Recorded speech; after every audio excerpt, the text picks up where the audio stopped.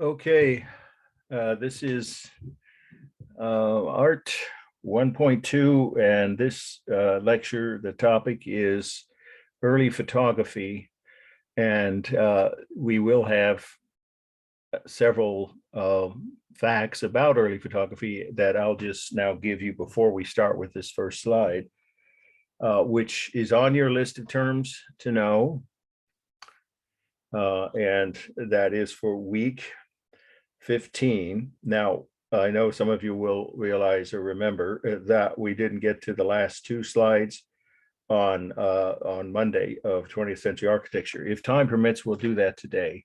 If not, we'll do it at the start of next Monday's lecture. Photography is an important enough topic to deserve at least one whole lecture by itself. So if you don't already have your list of terms to know, you should have that in front of you. Remember, at the start of every lecture.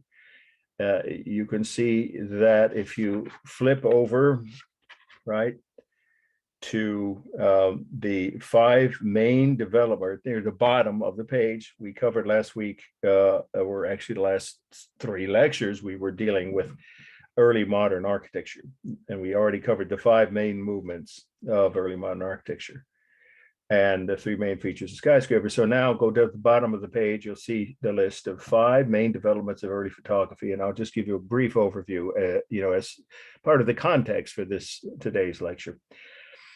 The first photograph, we're looking at it right now on the screen, was reproduced. Sorry, the first photograph that was reproduced from a negative, in the sense that, yes, we're talking about film photography. There was no other kind in the early 19th century. That was by Daguerre, and that's the name of the artist. I'll give you the title and, of course, spelling in a moment of this slide. Daguerre, he was French. It should be pretty clear from the spelling of his name. He was French. And the year he developed the first reproducible photograph, that's really the short way to say it, that's this image, was 1837. Then the next main development or major development in early photography was the first mass-produced handheld camera, because as some of you know, if you've ever seen movies that take place in the Civil War era or the latter half of the 1800s, until you get toward the end of that century, these cameras were huge, heavy things on very thick tripods. They would have been very difficult to carry in and out of any space, and they had to be held steady on those tripods to take the photographs. The people, the subjects, it would be, if it's a portrait, of course, the person would have to hold steady for about 30 seconds because of the way the lenses were then. They weren't obviously a very highly developed technology. And then Kodak in 1888 developed a handheld, they called them the Brownie. And I remember those being around when I was a kid. They weren't that old. They were still making them. In other words, in the 40s, 50s. I wasn't a kid then, but some of my grandparents had cameras from 20, 30 years earlier that they bought from Kodak, which was the premier photography company in the world for many years till it went bankrupt. So in 1888, the first handheld camera, a box camera that was, not like, 1 or 2 pounds, but it wasn't so heavy that a normal adult couldn't just carry it with them. And they could use a tripod if it was a slow exposure for, like a portrait or something in whatever light conditions were. But normal, just street scenes, still lifes, interior photos, they didn't need to use a tripod. That's a major development. So that was 1888. The third one was the first motion picture camera invented by Thomas Edison, who some people say practically seems like he invented the entire set of modern electronic technology devices, starting with, of course, the light bulb and then going to the phonograph. And he almost solved the problem of the limited battery capacity for electric cars, because electric cars were around a long time ago, as you may not know. But he didn't find anything that was a breakthrough. In other words, something that could let an electric powered car go any farther than a modern Tesla could. So that's the weak link, of course, in that technology. He worked on it for years, but he did develop the first motion picture camera. And that, of course, isn't a still image, so we're not going to see anything from that. But I can just tell you, he did these short films. They were like 90 seconds, 2 minutes, most, maybe some of them were three, which was in his studio in New Jersey, where he developed all these devices, these like modern electronic miracles, people call them, including the first motion picture camera. And it was actually installed, two of them were installed at the Chicago World's Fair of 1893. And they had, I can't remember if it was a man sneezing or someone boxing or a woman dancing the dance of the veils. I think it was the latter. Anyway, this discrepancy over what short films he actually had projected, not projected, they were like, you look in a viewfinder and you'll see the film. And people had to wait one at a time to go see them. He didn't invent the movie theater. We'll get to that later. That concept of movie theater chains is actually French, not American. We'll finish with that topic.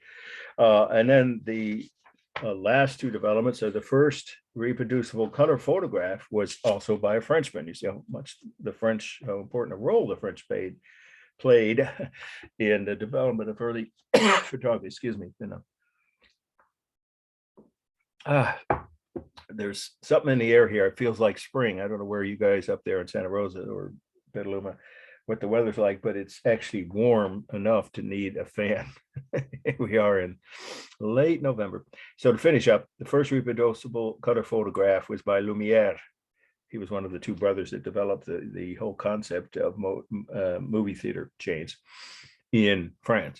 But this was in 1906, and we'll see that. That'll be probably our last image that we'll see today on this topic.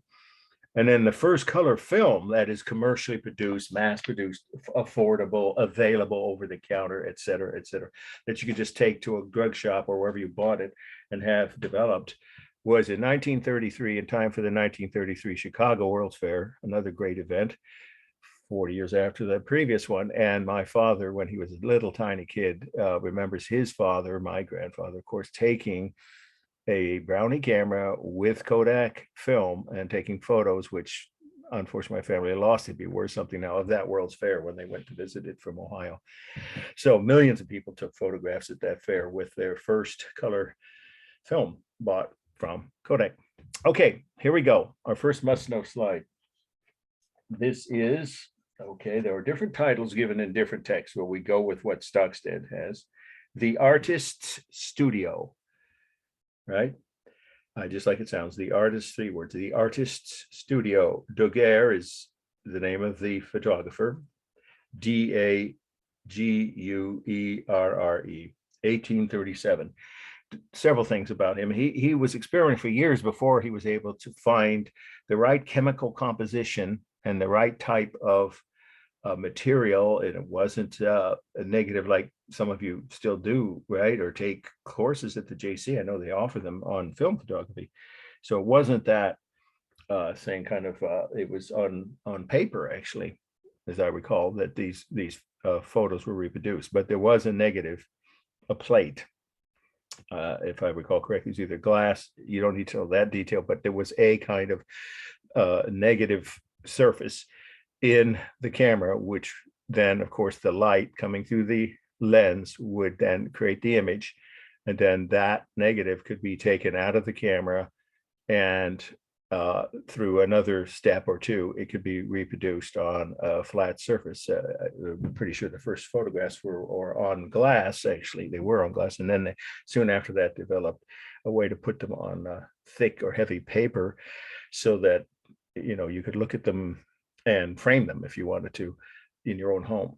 So Daguerre invented the process, in other words, of the first film negative. And that's what made the first reproducible photograph. And here it is. We're looking at his studio. And we see here a gourd. Hey, it's France. Of course, that would have been wine, red or white, that he undoubtedly would have stored in there. And these two plaster angel heads, cherubs, right? Remember that word? We talked about that at the beginning of the semester. So there's baby angels or cherubs. Here's a bas-relief panel of a female nude, perhaps a Greek goddess or figure from ancient Greek mythology. Here's a ram's, well, it looks like a ram's head. And then here's a framed print of some kind of drawing or painting that he had on the wall. And this almost looks like a vase of flowers, but I think it's actually a piece of plaster decorative detail. And then we see the windowsill.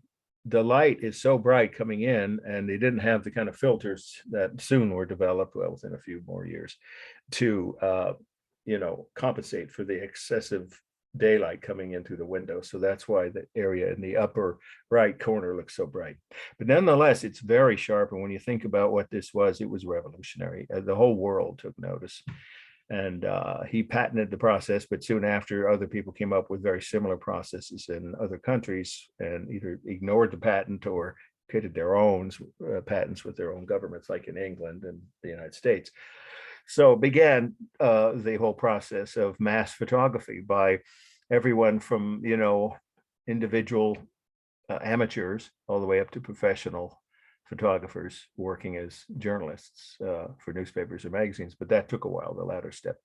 Okay, so what we see here is pretty much what I just said, the first example of a reproducible photograph from a negative in the world. It's really an important image. And I think the originals still exist in some museum in France. I'm not sure, but I know that there's copies he made, of course, several copies, more than a few, that are from that same year when he was developing this process. Okay, formal analysis. Well, there are no warm or cool colors. Obviously, it's all black, white, and shades of gray, so it's all neutral. It's very sharp and realistic simulated textures, because remember, this is simulated textures because it's light and maybe some kind of chemical, of course, through which the light passes on the surface of a glass plate or maybe a thick paper. And so that is not real, even though they look super sharp. As the phrase now we use is photorealism, right? Well, it's a little early to say that's the concept he was coming up with, but you see how sharp the simulated texture is on all the objects except where the sunlight comes through the window, even on the curtain and the windowsill. Okay, and then we have the rhythm of, well, the two cherubs or baby angels, the decorative patterns on the bas-relief panel, the gourd, right, itself, all kinds of repeated patterns. There's a lot of rhythm. It is both stable and dynamic, stable on the windowsill and the wall and this frame, dynamic on pretty much everything else, right? There's curved, right, or diagonal lines. It's about everywhere else you look on all the other objects. The largest mass, well, probably the windowsill, or it's a close call, maybe the wall, the section of the wall you can see, but I think the windowsill is a little longer. So that would be the second largest mass. And then you decide, is it the bas-relief panel, or do you think of these two baby angel heads as one mass? They're probably separate, but that would make either one of those two things. The third largest mass for space, well, it's got scientific perspective because it's capturing what human eyesight sees. So it's not the technique itself, it has the effect of as though there were a vanishing point outside the window. So you could say it has photographer's version of, or very, type of effect of course, because it's a realistic photo. No one was experimenting yet with all kinds of new techniques. This was still the infancy of this technology. So you just took an image of a real scene the way it really looks to normal human eyesight. So that would mean it has the effect of scientific perspective. Obviously, there's no atmospheric perspective, overlapping, and of course, foreshortening and diminishing size on the objects, and the windowsill has a foreshortening. Okay, and then we have modeling very sharp and strong as it would be with a realistic photo, just like the simulated texture on all the objects, except up at the top where the sunlight kind of makes the modeling disappear on the upper half of the bas-relief panel.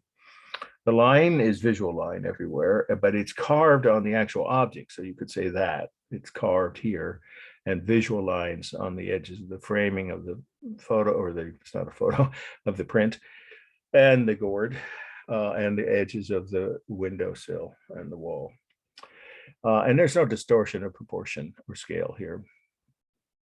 And it's roughly balanced, I would say. I mean, this is an area with a lot of light coming through a window, but here there's just almost the same area covered by darkness. So I see it as roughly balanced, but there are people who would say, well, it's more unbalanced toward the bottom because this seems like empty space. And if that's how you see it, then that's what you'd want to write, that it seems unbalanced toward the bottom and perhaps also towards the right.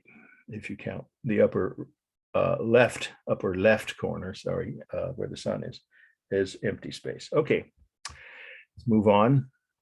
Now, I may or may not, I alter, as I say, I reserve the right every semester to alter the list of slides in any given topic to vary, my lecture presentation, so they don't become, remote or rote, I should say rote, or stale or something. So let's see if I kept this.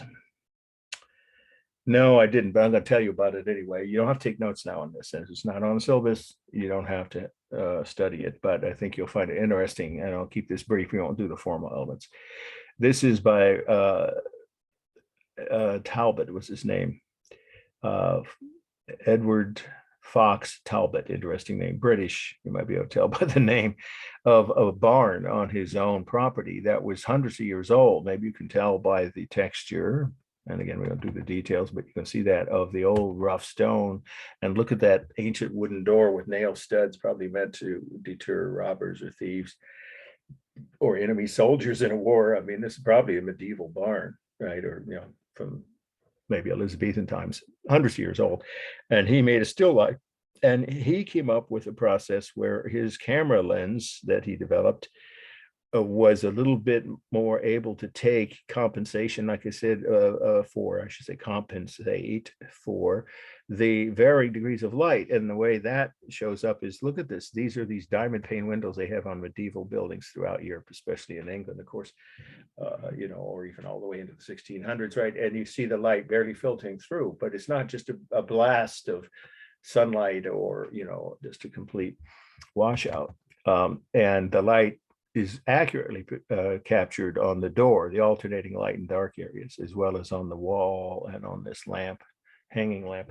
So he developed a slightly superior kind of lens that could perhaps with filters, would have allowed to compensate for some of the extreme contrast of light and dark in a daytime scene, a still life like this is. And this was very popular image, and it was reproduced. So he became, in Britain, one of the first, if not the first, mass-produced photographer. His images were popular and reproduced and sold in shops, and then eventually, I imagine, in books, certainly sometime during his lifetime. So he was a competitor, you could say, or rival of Daguerre in the British Isles, who took the same basic concepts, and there were no international copyright laws. There were national copyright laws, but not between countries. So he would have not had any legal issues if he wanted to just pirate the entire technology Daguerre had. But I think you could say he added to it and enhanced or improved the technology in that he made cameras that had better lenses. Okay, but you don't have to write that now. This you do. I think this is the most amazing image that we're going to see today, and maybe in all of 19th century photography or early photography. It is mind-boggling when you realize what you're looking at. It's our next must-know. Portrait of Ellen Terry is the title of this. Portrait of Ellen, with two L's, of course, E-L-L-E-N, Terry, T-E-R-R-Y. The artist is one of the first female photographers, or first famous, we have to say it that way, sorry, one of the first famous female photographers, and the first famous female photographer, say that fast 5 times, in the British Isles. She became a household name. Her photos were reproduced all over the British Isles, and they were affordable for working class and middle class families. But she did come from a wealthy background, so she didn't have to worry about being able to afford the chemicals and the camera equipment and the studio space. Her husband provided that. Her name was Cameron, her last name C-A-M. Oh, my dog, sorry. It's our neighbor's dog and mine barking. Sorry. Back to how her last name is spelled C-A-M-E-R-O-N. Portrait of Ellen Terry, 1864. That should definitely make you stand up and go, huh? Look at this image. There's no way that if you weren't told that, I know, because when I was in a class on photography at UC Berkeley, this image was projected in the auditorium with hundreds of students. I think it was a couple hundred. It was in a film study class. And the professor asked us, and almost everybody guessed maybe 1920s, but most people said 30s, 40s, 60s even. This is in the 70s. It's over 150 years old. And what it is an example of the skill of Margaret Julia Cameron. That was her name. There are whole books on her, documentaries. I think a couple movies have had actresses play her in them because she was remarkably ahead of her time. She had this naturalistic, these are the notes you should be taking now. What is it about her that, besides the fact that she was the first famous female photographer, or one that became successful commercially and was mass produced in the British Isles, there's much more to her than that. She had a concept of how portraits should reflect the personality and the state of mind of the person, and that the lighting should be very carefully calculated before the lens opens and the shutter closes, if you know what I'm talking about, right? These are long exposures still. This is still far back in the early days, almost the infancy of photography. That's what's so amazing. She figured all this stuff out that people like Ansel Adams, nearly a century or 3/4 of a century later, became famous for doing. She was doing it already in the 1860s. So this is an 18-year-old daughter of one of her friend of her and her husband's. I think they were neighbors. Anyway, they lived in the same neighborhood in London, and she was about to go on stage for her first starring role. And she's feeling what my father, who was an actor, by the way, for many years, lead in his life, used to call, it's not stage fright. That would be for live theater, perhaps, which is what she's about to do. Some people say that in live theater, but it's more called centering. She's centering herself. That's the phrase that I remember hearing that phrase at auditions when I went with my dad to some of the types of auditions that he'd go to in LA.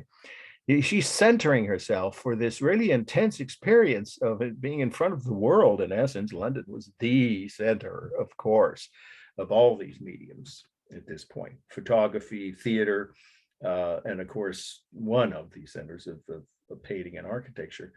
So she would have an audience of extremely important people that would be watching her every move. And of course, you'd think that would just make you entirely nervous, but she isn't really nervous.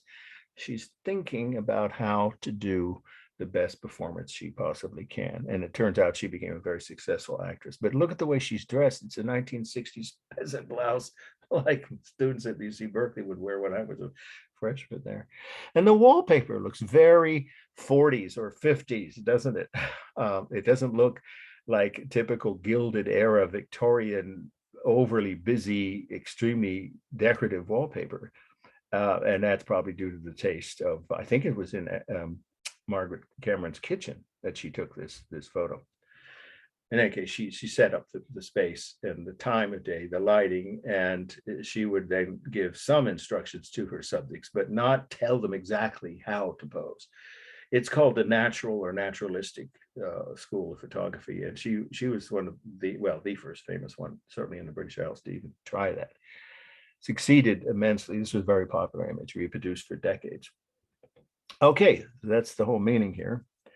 Now we're going to talk about the formal elements. Well, let's start with the fact that this is a very realistic simulated texture and modeling, except around the outer edges, because she wants us to focus on the person and her state of mind and what she's thinking and feeling, not on the room or the area beyond, just immediately behind her head. So she did do some of that too, Margaret Cameron, experimenting with fading out, I think is one phrase I've heard used, of the detailing of the outer edges. I'm talking about the whole background here, because that's due to the distance from the lens. But here it's more of an actual effect that she probably did in the processing, or developing is the right word, developing of the negative. By this time, negatives were being reproduced pretty easily.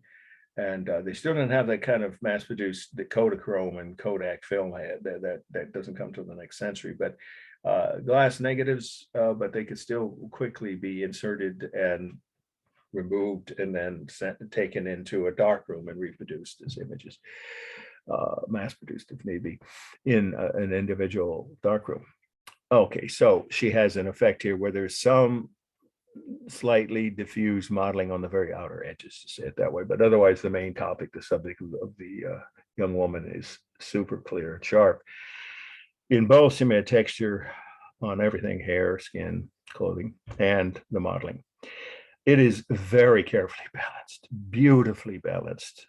I mean, the way she's posed, I know some people say, well, there's a little more space over here, but then look carefully. If you do a line diagonally, because that's how her head and neck are posed, that would be the midpoint of this image. That would be, and then her shoulders and the space on either side of her head, it's carefully balanced. Very, let's see, subtly. There we go. I was going to say cleverly, but that's probably too specific a word. I would say very subtly balanced, but carefully as well. And that she's thinking, well, when I frame this image, I want her, Ellen, to be not just the focus, but to be balanced and centered in the image. She's the largest mass. That's pretty easy, right? And then the wall behind her for what we could see, because we can't see most of the wall. Or you could say the wall is probably larger than her, but you just don't see beyond the back end, part of her head. There's none of the walls visible. So in what we see here, it's just there are two images, two masses. I mean, sorry, her obviously, and then the second largest is that one section of wall. It's all neutral. All photography was black and white then, of course. So there's no warm or cool colors. The lines are sharp and strong, but they're natural. So are there thin outlines? No, they're visual lines around the edges of her blouse, perhaps, and her face as she leans towards the wall. But really, there are no outlines, so no thick or bold lines. There's just the visual lines of the edges of her body and her clothing.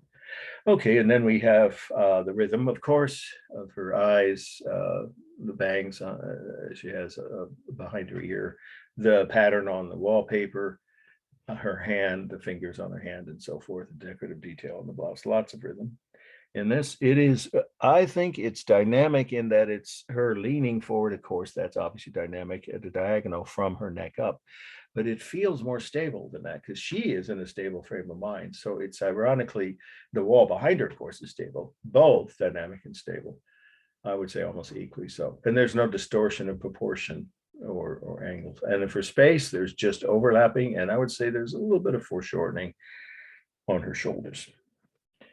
Okay, we may cut one or two of these, and I think we're going to have time to do the last two images from modern architecture, but let's see how it goes here. I may or may not have put this on because it's another Julia Margaret Cameron photo. Yeah, I think I took it out because I figured we just had time for one from each artist, each photographer. But this one is really important. Not going to cut this from the study list or the one of Ellen Terry, the last one we saw. Sorry about that. So before we move on, if you want to mark that as you've been doing, as I advise you to anyway in your notes, which ones are so important that they won't get cut. That last one is one of those, and then this one. And the very first one. So there we go. We got the three that really are the most important. Then this will be the third in that group that you definitely want. And we're not going to cut from the study list, have a high possibility of being on the final, and that you want to take extra thorough notes and study very carefully for the final. Okay, this is one of my favorite images in the history of photography. The artist's name, whose photographers are artists, right, is Riss, R-I-S-S. Bandit's Roost. Two words, just like it sounds. Bandit's Roost. Okay, and the way I've seen it spelled is singular, B-A-N-D-I-T''S. You might think that it should be the apostrophe after the S. I've seen it both ways, but I'm going with what Stockstead, at least the edition I have, has as spelling. So I'll give you a break on that if you wrote it with the apostrophe before or after the S. There's more than one bandit in this image. If that's not obvious, we'll talk about that. But just write it the way it is on the syllabus. Riss Bandit's apostrophe S Roost, 1888. This is one of, you can't say the first, it would be hard to prove, but you could say one of the first photojournalistic images in the history of photography. That's a powerful statement. If you don't already know what photojournalism is, I'll bet all of you know someone, or we will, who's taken photography at this JC or one of the UC or state universities, like SF State has a good photography program, UC Berkeley, of course.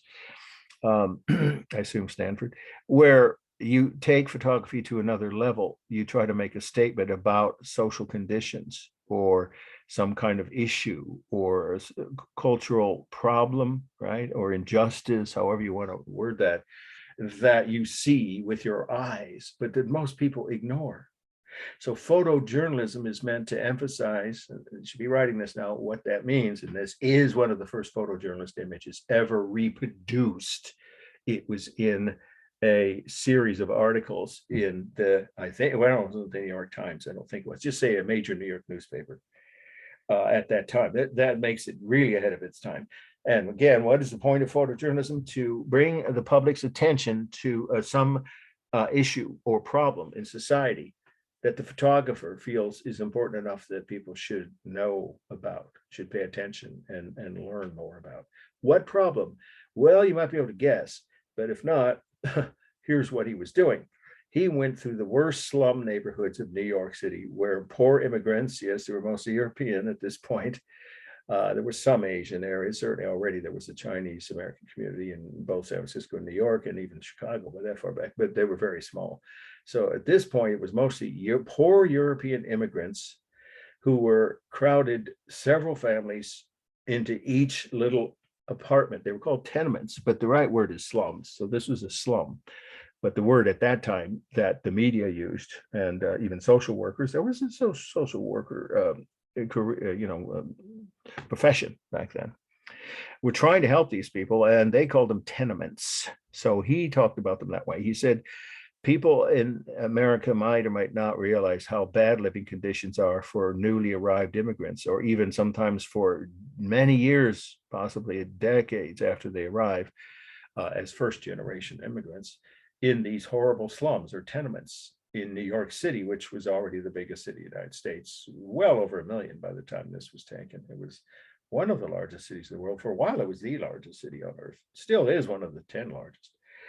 In any case, so you're looking at a city which had, well, it's conservative estimate, let's just say hundreds of thousands of poor immigrants crowded into these tenements or slums, more than one family, or one large extended family, like 3 generations, right, under the same roof in the same small little tiny apartments, where there was no city services, basically none. Maybe garbage collection, maybe.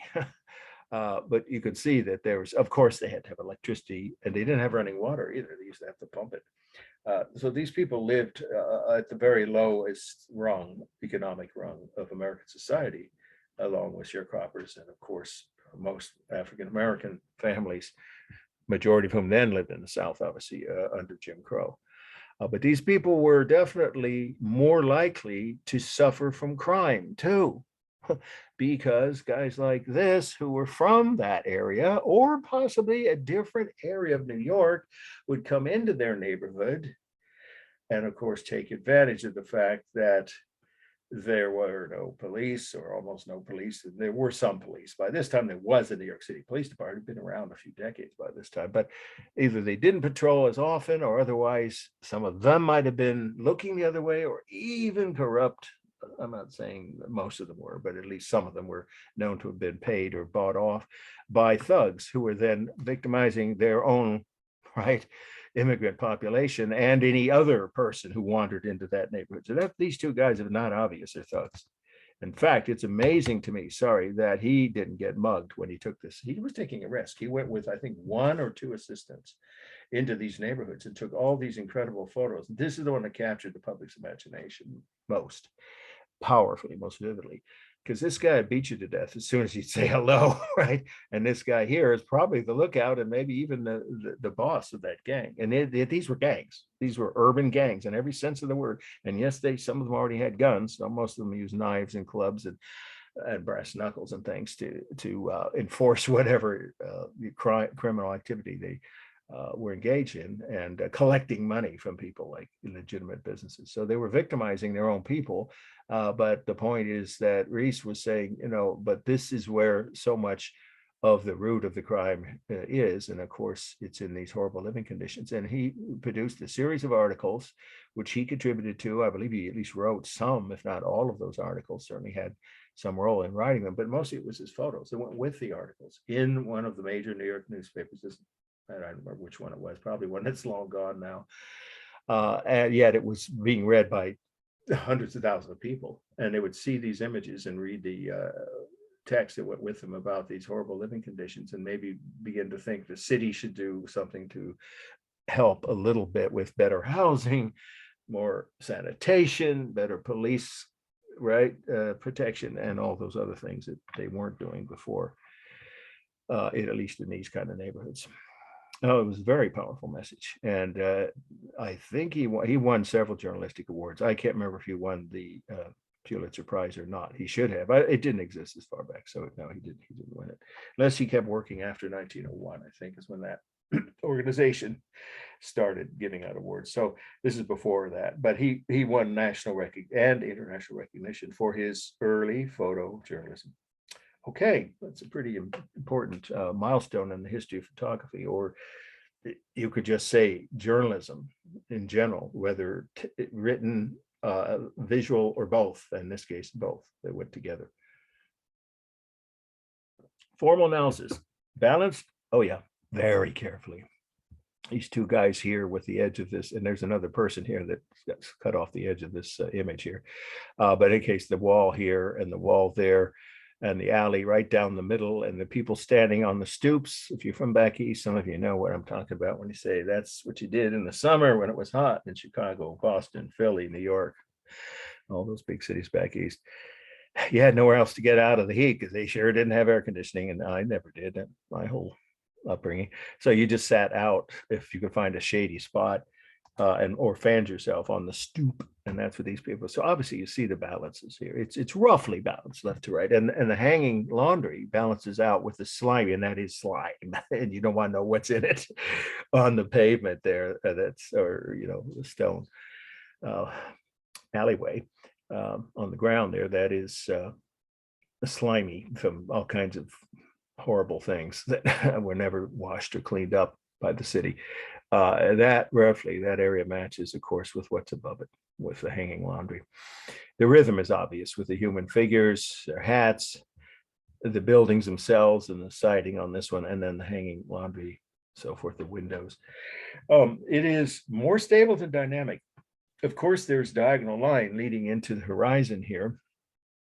And then there's dynamic details on the hats of some of the men, but mostly the walls, of course, the slimy pavement, I guess it is, on the bottom of the alleyway, and of course the laundry itself, the windows. That's all stable. It's mostly stable.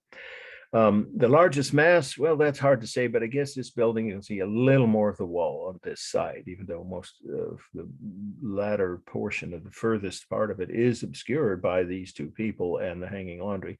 If you look closer, you can tell that it goes all the way, this one building here, probably further than this. So that'd be the largest mass, then the building, the wooden building across the way, and then maybe the alleyway itself. And then the man standing closest to us. See me a texture? Excellent. It isn't so sharp on the laundry because, again, the photography at that time didn't have as good kinds of lenses and filters to filter out the effect of bright sunlight coming through. Obviously, this is daytime view from above. But other than on that, the hanging laundry, it's pretty sharp and strong everywhere. And so is the modeling. It only gets soft and diffused as you get further into the distance, of course, and on the hanging clothes. The lines are all visual, of course. It's all neutral. There obviously, you can once again, is all the way through until the early 1900s. Photography is all black and white, and then there's no altered proportion or distortion here. I think I've covered, yeah, all the main elements of composition. Okay. Oh, space. Sorry. Here we do have a vanishing point. It would be behind the fence, the wooden fence in the distance there. Right? And overlapping, obviously, and diminishing size of the windows and the people further down the alley. There's no atmospheric perspective. You can't have it if it's not a color image. Remember that. And let's see, no register line, of course. Okay. This is an interesting image. Casebier, that's K-A-S-E-B-I-E-R. Blessed art thou among women, 1900. Blessed art thou among women. Thou is, of course, Thou.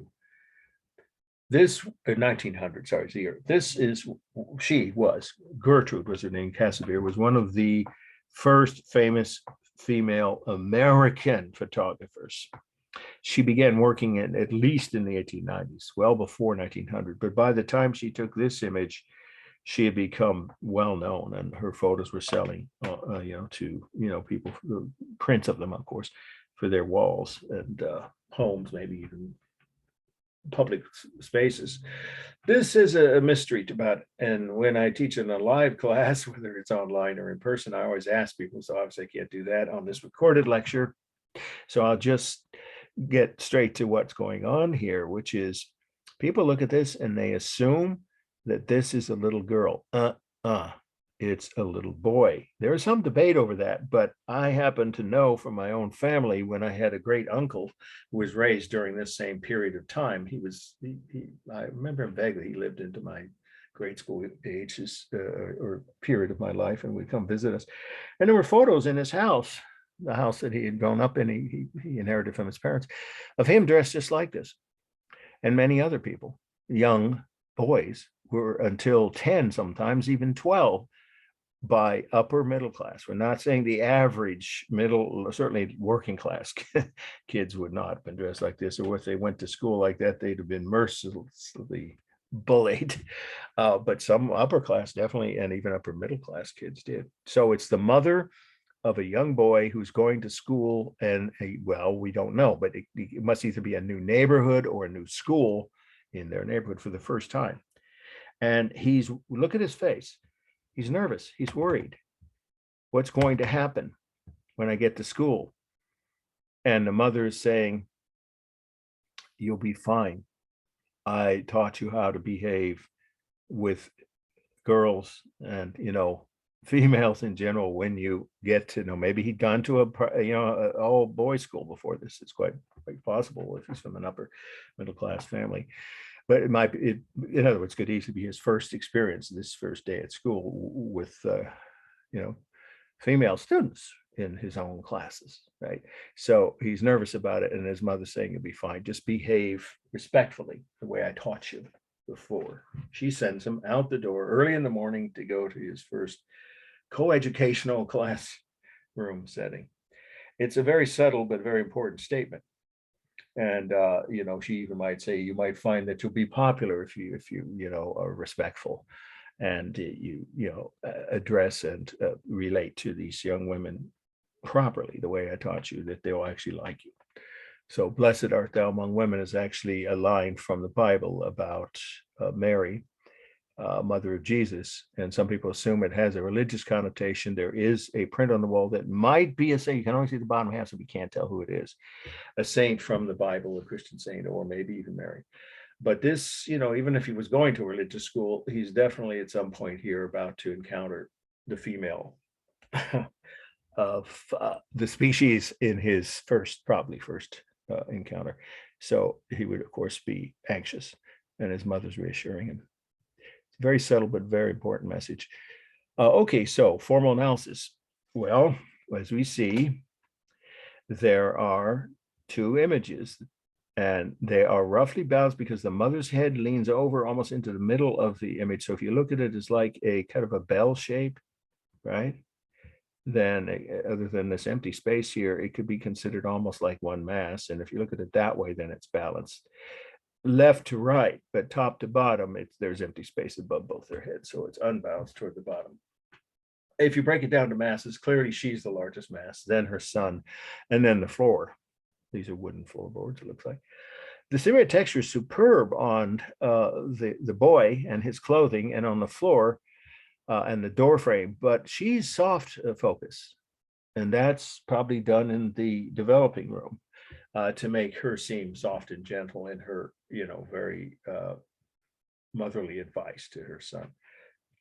And then we have the fact that there are no real lines. Remember, photography it's all visual lines. There's no outline, line is outline, but they're fairly sharp edges, you could say, or visual lines around the boy, and less so, of course, around the woman, especially the kind of soft modeling. And that's due now. The modeling is, of course, strong and realistic as it's cement texture on the boy, soft and diffuse modeling and cemented textures on the mother. And then again, strong and realistic cemented textures on the floor and the door frame, and soft modeling and cemented textures on the back, the wall behind them. I think it's mostly stable. They're standing upright. There's a slight tilt to the mother's upper, from her neck over. But other than the top of both their heads, mostly they're upright. And of course, the room itself is stable. So it's primarily stable. For space, we have foreshortening on the floor, overlapping and diminishing size on the floorboards themselves. It's all neutral neutral colors, no warm or cool colors, of course. And then there is the fact that there's no altered proportion or distorted scale or proportion in this image. It's all very realistic. And of course, you see the rhythm of their heads. I forgot about the rhythm, right? And hands, his hands and legs, and their clothing. Okay, moving on here. Now, I had a problem getting an image that was not watermarked. You know what that means. Of the next slide I was planning to show you. Okay, which is Stieglitz, Winter on Fifth Avenue. That's not this image. I couldn't get that image, but I think it's important. So in other words, you don't have to take notes on this because it's not the image that's listed on the syllabus through no fault of mine, but that's just the way copyright laws apparently existed, at least at the time I did the research for this set of slides about 2 years ago when I first started doing online classes on photography. So I'll just tell you who he was. Pretty important person in the history of photography. Stieglitz, you don't have to know how to spell his name, but it's Stieglitz. He was the most famous American photographer during his lifetime. Nobody would argue that.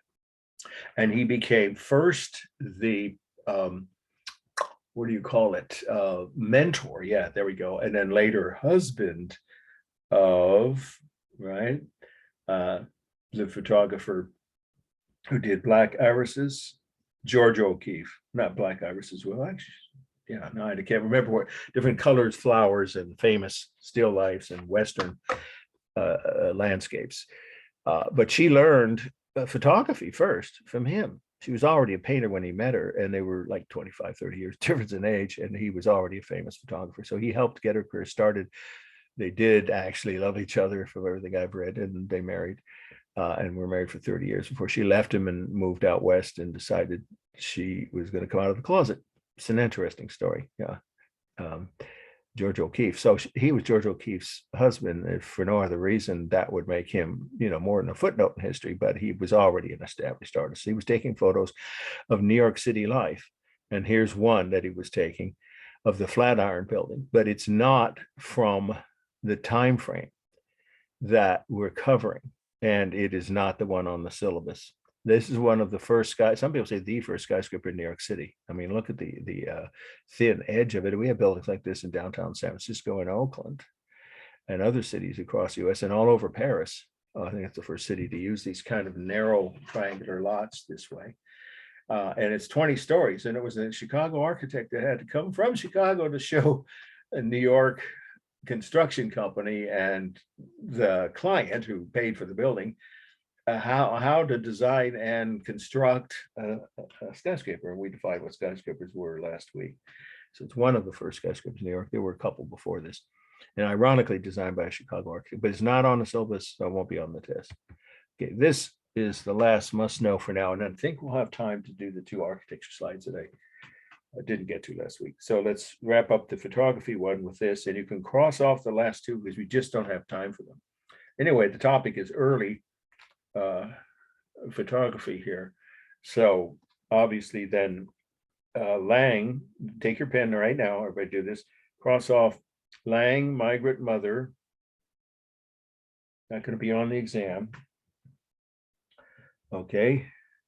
And then also cross off the second one, Adams, Moonrise, Hernandez, New Mexico. Now, next semester, when I teach this same course, or our 2.3 for sure, I will include those slides and several other more recent 20th century famous photography. But we just have time for the early photography, so cross those out. The last two on this week's list. Again, Lang, My Good Mother, and Adams, Moonrise, Hernandez, New Mexico are going to be on the final, but this could be. Okay, so it is Lumiere, Lumiere is the photographer's name. Girl with an Umbrella, 1906. This is the first mass-produced color photo. He did it with a series of 3 different filters over the lens. And they were in primary colors, right? Red, yellow, and blue. Everybody knows that, right? Those are the primary colors. So he was able then, when he reproduced from the negative, the images in his darkroom, to blend the colors. They weren't as super sharp and saturated and vivid as they would be in color photos within a few years when they perfected color film, but that's, remember, a couple decades later, at least. So this is early experimental, but very accurately reproducing the basic concepts of color photography in a landscape scene. It's not a still life, it's a landscape. You see the woman's dress is white. She's got red and white flowers on her hat. She's got a red umbrella. The path is sort of light brownish tan color. And the landscape is a mixture of browns, greens, and yellows on the vegetation and the hillside. And then the houses up there have red and white, red clay tiles. This is France, southern France, by the way, where this photo was taken. What's important about him is, besides him being the father, some would say, or you can say the first photographer to use color, reproducible color negatives. Okay, so again, the first person to use reproducible color negatives. And he created the process and patented. He also was one of the 2 founders, he and his brother, the Lumiere brothers, they called themselves, of the entire concept of movie theater chains. The Lumiere theaters were all over France. There were no movie theaters in the US this far back. We're talking about 1894, 95, right after Edison, and he tried to sue, I don't know if he tried to sue the Lumiere brothers, but he tried to sue a lot of people who took his idea for a motion picture camera, right, that we already talked about at the beginning of this lecture, and just pirated it and took it and used it. And he tried to control it, but you can't really keep that kind of technology bottled up, right? He tried his best, and of course, some people say that made him a bully. I could understand both points of view, but in any case, the facts are that Edison wasn't able to stop the spread of this technology or the concept of movie theaters. Now, he would show some of his early black and white short films, and they got to be a few minutes long by the time he finally gave up on trying to control this medium over the 1890s, during that decade, to groups of people in small rooms, maybe as many as 30 people, like a small classroom. But he never thought about chains of movie theaters with long running movies that went on for an hour or more, where people paid and hundreds of seats were built in, and then changing what was being shown every few weeks to draw new audiences. That concept was the Lumiere. I can say their name. Excuse me, my throat is really parched now. The Lumiere brothers, out of Paris. I'm not sure but I'm pretty sure the first motion picture theater was in Paris. And I guess it was in France. It would have made sense. It would start in their biggest city and spread out to the other regions of France. And then that idea caught on in the US. But Hollywood didn't exist until 1914, 8 years after this. And by that time, Edison had lost all control in all the court cases he filed against people taking the technology. Because movies were being made on the East Coast, and then they were being made in the Bay Area. And there's still a bunch of buildings down in Fremont where Charlie Chaplin made his first movies. There was no Hollywood then. Hollywood was empty land within LA city limits, which is still part of LA city limits, not a separate city, a neighborhood or district called Hollywood. And of course, once they managed to figure out how cheap, it was to produce these mass-produced quantities of these movies, then all these investors flocked to that area. because the weather was perfect too for outdoor filming. So Hollywood took off like a rocket after about 1914, but not this far back. There was no Hollywood. So there's your overall meaning. Balance, yes. You see the path down the middle, and to me, this mass of bushes and this one tree and that tree here, even though it's larger than any other single object in the painting, in the photo, sorry, almost feels like a painting. I still think it's roughly balanced with the hill across the, the upper level of this, almost all the way across. Looks like it dips a little there. But there are people that think because she draws your eye so much, because the color is so much of a contrast. Obviously, colors here we have cool on her dress, cool on the grass and the bushes, warm on the path, warm on her flowered hat and her umbrella and the hillside. So maybe that makes it feel to some people like it's weighted more towards the right. But technically speaking, if you just look at the object, you squint, it's roughly balanced left to right. And if you count the sky, of course, it's the little strip of it there, but as empty space, then you could definitely say it's unbalanced toward the bottom. Here, again, the lines are all visual. There is scientific perspective, again, the effect of scientific perspective, of course, foreshortening on the path, overlapping and diminishing size.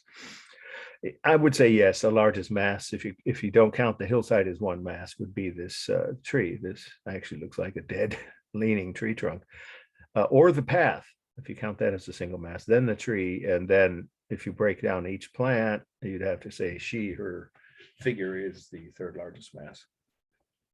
The simulated texture in the modeling, this far back, they were almost always super sharp and realistic. On the hair, or not the hair, you don't see her hair. Sorry, I meant the clothing, and of course the grass and the rocks around her, and on the path and on the trees, and it's less sharp in the distance, because when you get further away, the modeling becomes more soft and diffused, even on the trees here at the end of this section of the road and everything further back. But in the foreground, it's very sharp and realistic modeling and cement texture on every object. There's no distorted or altered proportion. The rhythm is obvious with the plants, right? And I would say it's mostly stable on the bottom half and dynamic, obviously, on that one leaning tree trunk, but the plants, most of it's stable in the foreground and the middle ground, pretty much. I mean, the path forms diagonal lines because it, obviously diminishes the width, narrows as you look further down, but overall, it's obviously a very stable, right, piece of ground. There is some curve to the hill, though, and the houses have peaked roofs, such as you can see. Let's see if we get, yeah. So you could say there's more dynamic details in the upper portion, but mostly stable, except for the leaning tree trunk in the bottom half. Okay, so let's do this. I'm going to stop the share and go to, let's see, we're going to go to the last two slides of 20th century architecture. And here we go.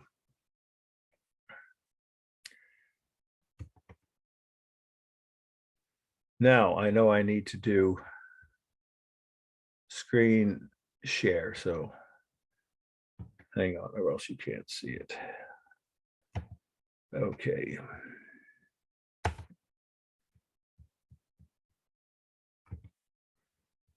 All right, we have just two more slides, and these are from the syllabus, so do take good notes. I'm not saying they're so important I might not consider cutting them, but at the moment, assume they could be on the final. This is Graves. What a funny misnomer that is, if you know the word misnomer. He was anything but that. He had a ribald sense of humor, or wry sense of humor. He enjoyed life. He was very optimistic. He wasn't grave, but that was his last name, Graves, Graves. Portland Services Building. In other words, Portland City Hall, but they call it the Portland Services Building, 1982. This is one of the first postmodern buildings in the United States. It is the City Hall of the city of Portland, and it has several things that mark it as that. We already covered with postmodernism, so I don't need to give that definition again. Like I said, it could come up on the final, so that you want to really study from the slide of the Pompidou Center. It has a variety of textures and materials, colors, and forms, and then a bit of whimsical historical motifs, all of those combined into one type of design make a building postmodern. Well, you see the variety of colors here: aquamarine green and rust red and light yellow, and then a kind of a brown, almost purplish brown on the upper part. And then the forms, well, of course you can see that. The building has setbacks like a step pyramid on the first 3 levels, and then it has these mysterious looking, almost balcony-like structures. We'll see what they actually are in a minute. And then, of course, the way the windows are framed differently, you know, on different parts of the building. And then the textures, well, you've got, you know, tile work on the bottom level, concrete, smooth concrete here, stone, glass, and metal, alternating a variety of, you know, of materials. And then we have the textures, of course, are different kinds of warm materials. Different kinds of smooth real textures. But obviously glass is a different texture than concrete, stone, or tile. But the whimsical historical motif is the most important part of this. And this is where Graves was anything but that. He loved having a joke on the public. That symbol here is a pharaoh's headdress with the 2 side, earpieces or sections that come down on the side, symbolizing that the man inside, or woman, at this point, I think they might have had a female mayor. I'm not sure, but they have more than one since then in Portland. Whoever, man or woman, was the mayor of the city, this was his or her domain, the mayor's headquarters, because it's City Hall where the mayor had their offices. And so what you see here is a slightly mocking use of the concept of a pharaoh as someone you don't question. The pharaoh, I remember, of course, was the ultimate ruler of ancient Egypt, so you could not question him. So you know how the phrase, some of you may have heard it, I don't know if it's still being used, you can't fight City Hall, meaning if you go up against any rule at City Hall, you're trying to get a ticket overturned or whatever it is, or building permit that's something that doesn't fit the zoning code, whatever it is, you were asking for something special, unique, ruling from the city, good luck getting that. Depends on the city you're in, of course. But anyway, the point is, the architect, was making a humorous, if not satirical, comment on the power of the mayor and the city government. And it's symbolized by the use of a pharaoh's headdress on the upper level of the main facade of the building. Also, it has an open courtyard, 3-story high waterfall, and redwood trees, multi-story redwoods that go up into the light court, opens, of course, in the middle to the sky, obviously. And so it's fascinating. That's a very environmentally relevant, I meant to say, or appropriate kind of feature, right? That this is the Northwest, where redwood trees, of course, and other kinds of pine trees and all kinds of other, non-deciduous trees, evergreen trees grow huge, of course, and are protected in many parts of the state. So he decided to incorporate that kind of feature into the center in the light court. It's fascinating. I've been inside this building. Okay, that's pretty much the whole meaning. Remember, it's postmodern, and it's the first one. It's one of the first, and certainly the first famous example of a postmodern public building, because you could use that style for private residences too, in the United States. And Robert Graves was one of the first practitioners of American architects to use postmodern style in his architecture, both residential, domestic, design, and public. Okay, we can wrap this up pretty easily. The colors: cool, warm, warm, cool. And I'd call this more warm than cool. It's kind of a purplish brown color, but you might see it as cool. That would be okay. I already mentioned the textures: smooth, real textures of glass, concrete, stone, and metal. Oh, and tile work on the first 3 levels. It's totally stable, except for the edges of the pharaoh's headdress, that one motif. Otherwise, everything about it. And that's a piece of sculpture that was added later by a local sculptor, not part of the original design of the building. So all the lines and the edges of the building, of course, all the lines are visual around the windows and the corners. And I don't think there's a large, well, yeah, you could break it down. You could say the largest mass is the main shaft, then the three ground levels, first three levels, if you break it down that way, if you choose to.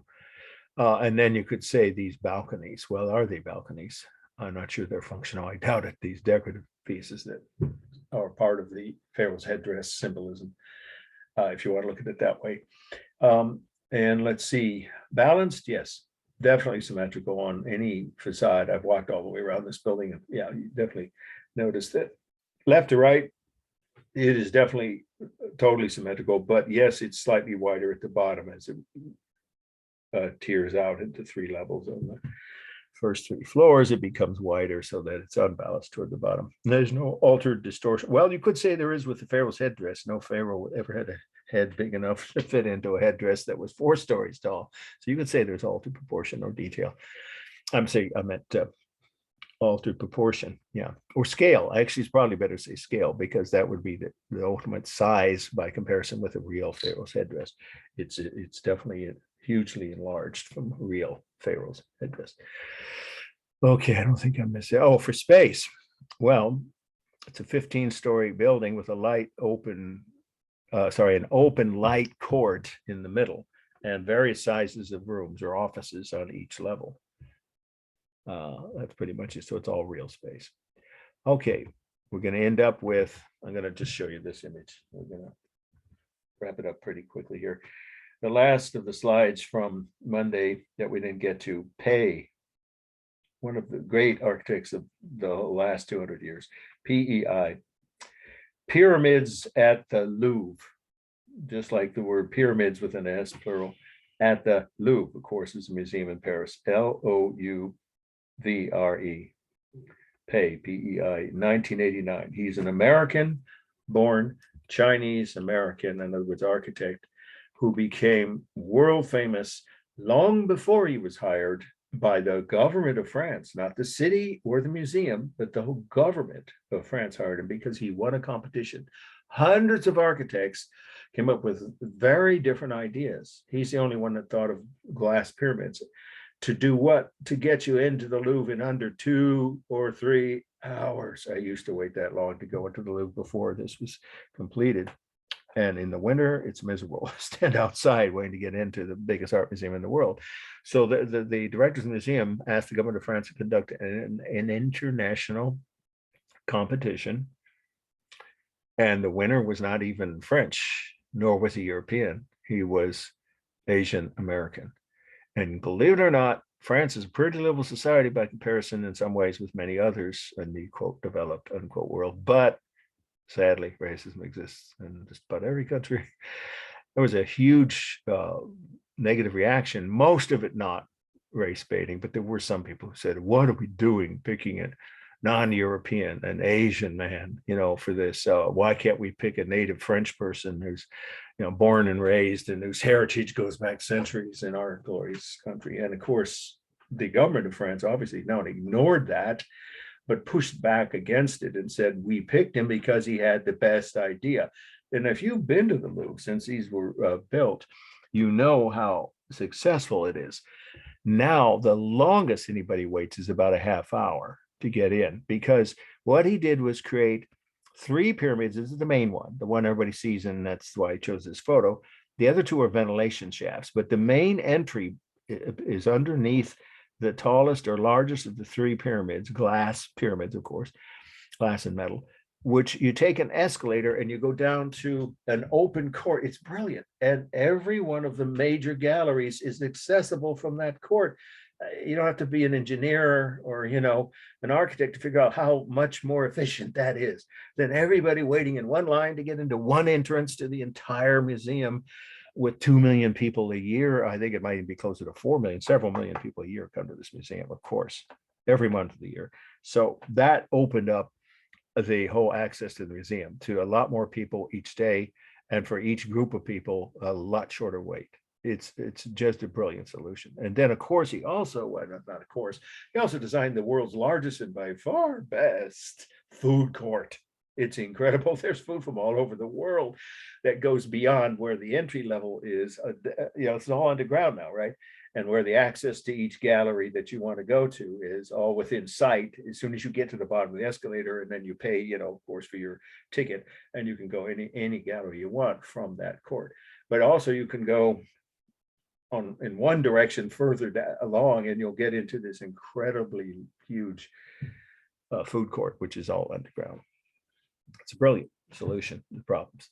And so he became very popular in France after it finally was completed and opened. And most critics weren't criticizing him on the basis of his race. Some did, but some who criticized him just because they didn't like it. They thought it looked too modern or was clashing, which you could understand. It does. I mean, that's a 500-year-old Renaissance building. These would be the Palace of the Kings of France. And you got this ultra modern glass and steel structure right in front of it. But it works, I think. When you look at the way the lighting and the overall, balance of the pyramid itself, and then those buildings around it, all Renaissance architecture is balanced. So let's do the form elements and call it a day. The pyramid is balanced, as all pyramids are, left to right, unbalanced toward the bottom. The rhythm is obvious with the different segments of the glass, and of course you have natural lighting in the daytime, but this is when it looks like it's best. So I chose this image because the lighting, of course, is not sunlight here. And so in this image, if you're writing about it, this is the image you'll see, is lighting from within, you can say, or modeling is not really part of the design at night. In the daytime, of course, it's opaque. So there really isn't modeling in the daytime either. There are really no shadows here. So there's not really any modeling. Texture is not simulated, of course, it's real smooth glass and metal. Remember, you're writing only about the pyramid if you have this as an essay question on the final.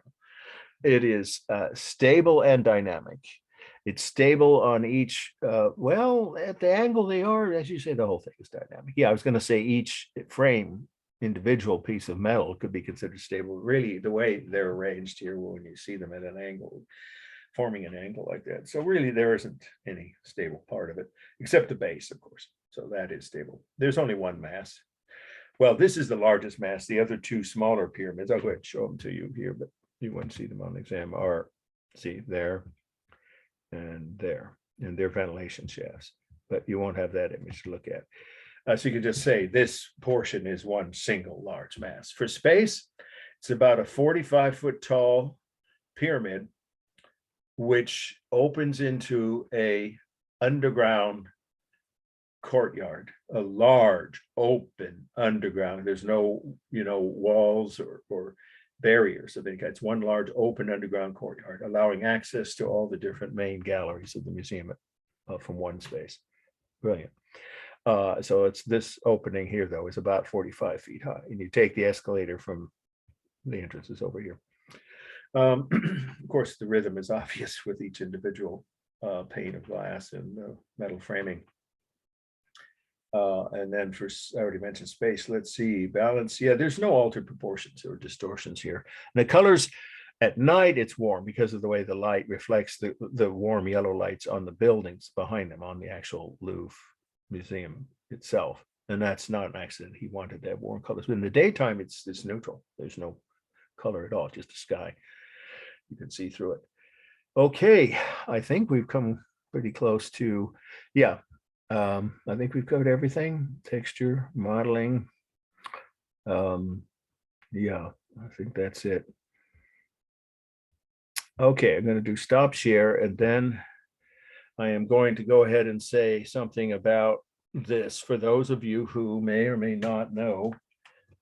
If I don't do this, then I know what'll happen. There'll be people who will not end up submitting their second paper, or, their first, sorry, I meant research. Sorry, let me rephrase that. Research paper, or think they did, or send it to me, but I didn't get it because it was sent in incorrect format, or it was sent to an incorrect email address. That happens, it's part of the problem with teaching online classes, and I won't be doing them anymore after this semester. And frankly, I'm glad, because these problems don't occur in an in-person class. I've had people say, where's my grade from something? I never got it. So I'm doing this as a favor, not, to point out any individuals here, but I still do not have a first, well, it's a first paper, but it was a research paper, remember that? From, I don't know if these people here tonight, this is going to be posted tonight before 8 p.m. along with the first lecture for this week, that the architecture lecture, both of them by 8 p.m. tonight, Friday, on YouTube, as always. Okay, so if you're not watching now, hopefully this will prompt these people to get these missing assignments in. Gabby Mays, people that took the midterm and didn't turn the first paper. It's not, you have the right to wait, but I wouldn't wait much longer. It's getting really late in the semester. Tamara Tabould, I think that's about it. Oh, I didn't see a midterm from Brian Pollock, and yet I thought I saw a second midterm, but I didn't see a first midterm. And it's too late to do it. If you had it done and somehow send it and it didn't get to me, you have proof of that. The same thing is true for anybody in any of these online classes. And the same thing for Megan McCann. I did not get a first midterm from that student. Let's see, I think that's it. Yeah, those are the missing assignments I have as of now in this class. And I know I'll be getting emails from people, I hope I will, which may or may not be easy to verify, but the way to verify if you did send it in and I just didn't get it, you'll get a confirmation from me immediately after I see an email train that proves you did originally send it in. I'm talking about the midterms now, either the first or second. The papers you can turn in late, of course, up until the week before, not final exams week. I won't accept work that late. They're giving us 4 days less to turn in our grades. We have to turn them in the day before New Year's Eve, not 2 days or 3 days later. We used to have till the 2nd or 3rd of January. Now we only have till the 30th of December to have the grades turned in. And I can't be working on them that day or even the week before. And there is Christmas. I'm sure you all want to take time off.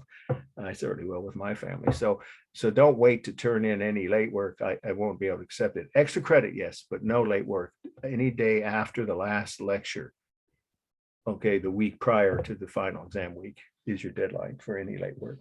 Okay, I hope that helps everybody and get you caught up if you're one of those people who need to double check what you do or don't have in your files at home, or if you just didn't write your research paper, you need to really get busy and get it done, please, for your own sake, and send to me right away as soon as possible at markw@aol.com. And if you want to back it up with my mwilson@santarosa.edu, you can, but the safer of the two, the quicker, is the AOL address. Again, I've said that many times, so that's in your all the handouts. I've given the first 2 handouts on course policies and on the top of the syllabus, the correct address, email address for all assignments and extra credit. Okay, can't take questions, not live. Another reason why I don't want to be teaching next semester online, because it's not going to be any live online classes at the GC. It's all going to be asynchronous, where you don't get to ask questions during the lecture. But you can in this class starting next week. We still have a few more weeks left of live lectures, and I'll see you all on Monday at about 3:02, 3:03. Okay, hope you all had a great Thanksgiving, and I will see you Monday. All right, take care. Bye.